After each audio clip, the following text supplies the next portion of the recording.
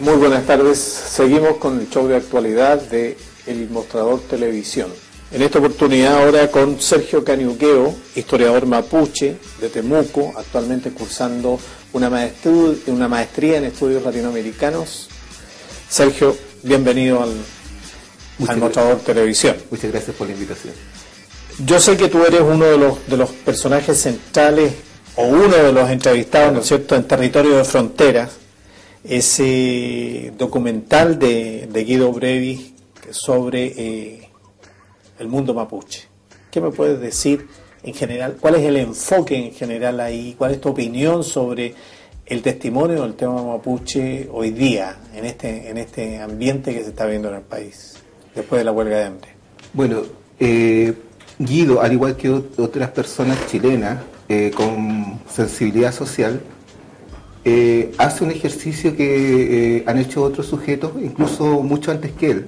Por ejemplo, estoy pensando en sujetos a principios del siglo XX, como Baldomero Lillo, Samuel Lillo, que trataron de explicar el problema de la relación mapuche-sociedad chilena-Estado. Y en ese sentido, para Guido nació esta necesidad de poder mostrar esto al gran público. O sea, este no es un video militante, sino que es un video que trata de mostrar al resto de la población chilena cuáles son los orígenes del conflicto. Tratar de explicar cómo se forma esta relación de conflicto entre diversos actores y responsabilidades responsabilidades históricas que se van sumando a este conflicto. Conflicto que parte en el video desde la ocupación de la Araucanía, hasta que la ocupación de la Araucanía se muestra como una invasión militar, que es lo que fue, hasta, digamos, dos puntos coyunturales, que fue uno, la huelga de hambre de Patricia Troncoso, los hermanos Marileo, el 2007, y el Parlamento de Coscós, que cumplía un centenario de una gran junta de Lonco, en las cuales acordaron cómo presentar sus quejas ante el presidente de la República de aquella época. Hace algunos días atrás tuvimos la oportunidad de conversar con Felipe Portales acerca de los mitos de la democracia chilena. Y en esa conversación uno de los temas recurrentes era el de la invisibilidad de algunos temas, cómo los temas no aparecen, como en el interés nacional está siempre presente el mostrar un país muy cohesionado, homogéneo, y no mostrarlo en las facetas, en las aristas y en los problemas que internamente tiene.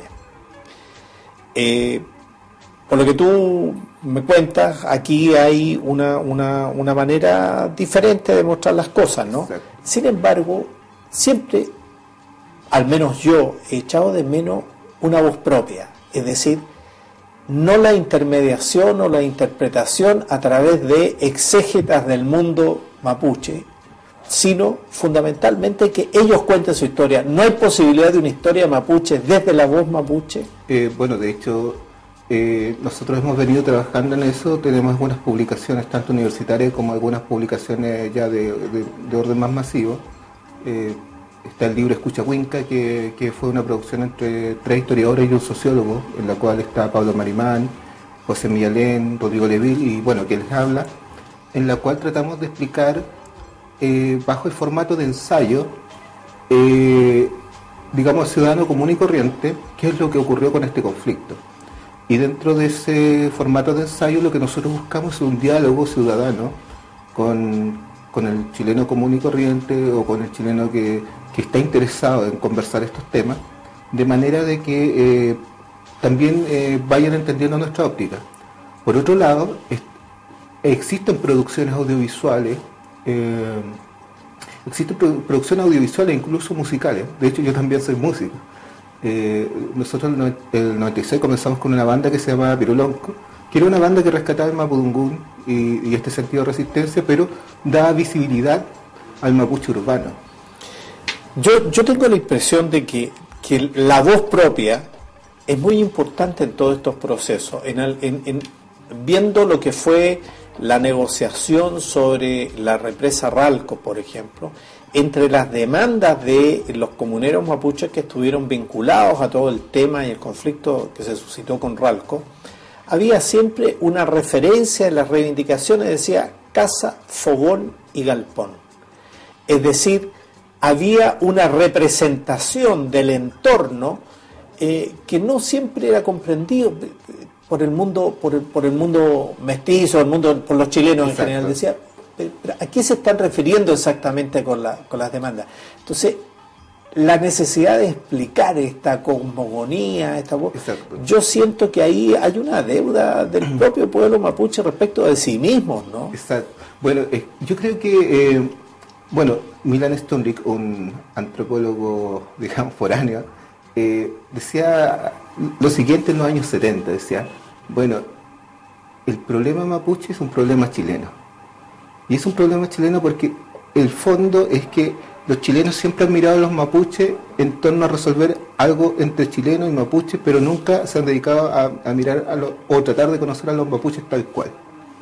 Entonces, claro, ese ha sido un problema histórico porque a partir de esa mirada se han formado ciertos imaginarios. El imaginario del indio belicoso, del indio guerrero, después el imaginario del indio bárbaro, que es el que acuña Vicuña Maquena, después que es horrible, que ¿no? Horrible, claro, y que sirvió de justificación y de discusión en el Parlamento entre 1850 a 1862 para ocupar militarmente la Araucanía. Es curioso que este personaje, que está puesto como uno de los reformadores de Santiago, que además de espíritu liberal, vivió además en el exilio, en la época de los decenios, ¿no? Y que es el hechor de el Cerro Santa Lucía y la gran reforma de Santiago de finales del siglo XIX, tenga un juicio tan bárbaro sobre lo que es el mundo mapuche, ¿no? Que ha sido escondido, yo digo, por la historia nacional, ¿no? Ahora, ¿qué es lo que había detrás? Porque también hay motivaciones ocultas. Chile necesitaba crecer territorialmente y sobre todo en la producción triguera. Y de hecho, cuando se ve la ocupación de la Araucanía en los primeros años, está relacionado, digamos, con el modelo exportador que tiene Chile. O sea, Chile necesitaba más tierra para poder exportar grano a California y a otros mercados. Pero esta debilidad económica que tiene Chile en torno a los mercados internacionales también después afectó a la Araucanía. Cuando bajó la exportación de grano, la Araucanía se sumió en la más absoluta pobreza. Y de hecho eso ha sido lo complicado porque finalmente lo que ha sostenido la economía todos estos años de la Araucanía ha sido el conflicto. O sea, gracias al conflicto el Estado ha invertido. ¿Por qué? Porque en el fondo no es como este argumento que se utiliza de que los inversionistas extranjeros no invierten en la Araucanía porque hay conflicto. El conflicto genera una economía. Bueno, es una manera, no hay que olvidarse que eso tiene lógica, lo que tú señalas tiene mucha lógica si uno considera que un conflicto requiere de un determinado tipo de aparatos, insumos, inversiones, ¿no? De hecho, la economía norteamericana despegó definitivamente de la crisis del 29 con la Segunda Guerra Mundial, a pleno empleo, a pleno aparato productivo, pero es una economía deformada, es decir, es una industria que no genera ni integración ni cohesión. Exacto, y justamente eso es lo que ocurrió, o sea, lo que ocurre en la Araucanía actualmente es que tenemos a tres actores principales. Tenemos por un lado los indígenas, tenemos por otro lado el colono nacional, al colono que llegó pobre bajo la ley de propiedad austral, y tenemos al colono extranjero. Pero el colono nacional ya está subsumido en las forestales. ¿Dónde están las forestales? Exacto. Ahí? Bueno, lo que quiero explicar es que los primeros años funcionan estos tres sujetos de manera autónoma y aparte. O sea, estos tres sujetos no logran formar un proyecto social en conjunto. Por lo tanto, no logran establecer una plataforma de desarrollo. Tanto así que los colonos extranjeros forman sus propios bancos, sus propios colegio alemán, sus propias sociedades de socorros mutuos, O sea, es una sociedad donde los actores crecen a espaldas del otro. Esto generó que no existieran procesos de comunicación o los que existieran fueran de carácter muy débil. Eso es lo que ocurre con este proceso. Y es por ello que la Araucanía nunca presentó un plan de desarrollo coherente, hasta el día de hoy. Era la frontera. Era la frontera, exacto. Bueno, finalmente, con este proceso de neoliberal, que lo neoliberal también es un proceso de ordenamiento territorial en Chile. Entonces tenemos desde la octava hasta Chiloé esta producción forestal. O sea, se focalizó la producción forestal en estas regiones. Ya. Esta poca relación que existía entre campesinos mapuche y dueños de fondo, esta relación campesina que existía con las forestales se rompe. ¿Se rompe por qué? Porque el campesino mapuche, cuando ya no podía tener ingresos de su predio, trabajaba para el fondo. Y el fondo, bueno, le pagaba, no digamos que eran los mejores sueldos, pero había una relación.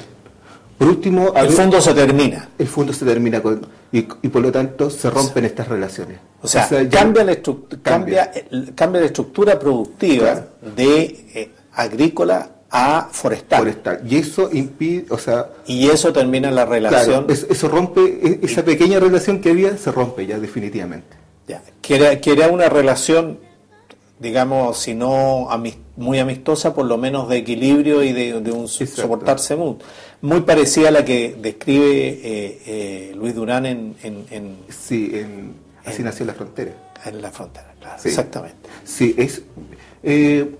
bueno, esta explicación en el fondo nos lleva a ver que hoy en día la situación campesina mapuche, que es donde hay mayores conflictos, se ha vuelto totalmente, ha desarrollado una situación paupérrima. Paupérrima en el sentido de que hoy en día, en lo que es la provincia de Malleco, Ercilla, Temucuicú y todos estos sectores que son siempre nombrados, la gente no puede tener acceso al agua. O sea, yo trabajo mucho con comunidades en programas de desarrollo rural. Y me ha tocado, por ejemplo, recorrer gran parte, por ejemplo, y bueno, cuando empezamos a enfrentar los temas que son básicos, como el agua, hay comunidades que los 12 meses del año obtienen el recurso agua por la municipalidad.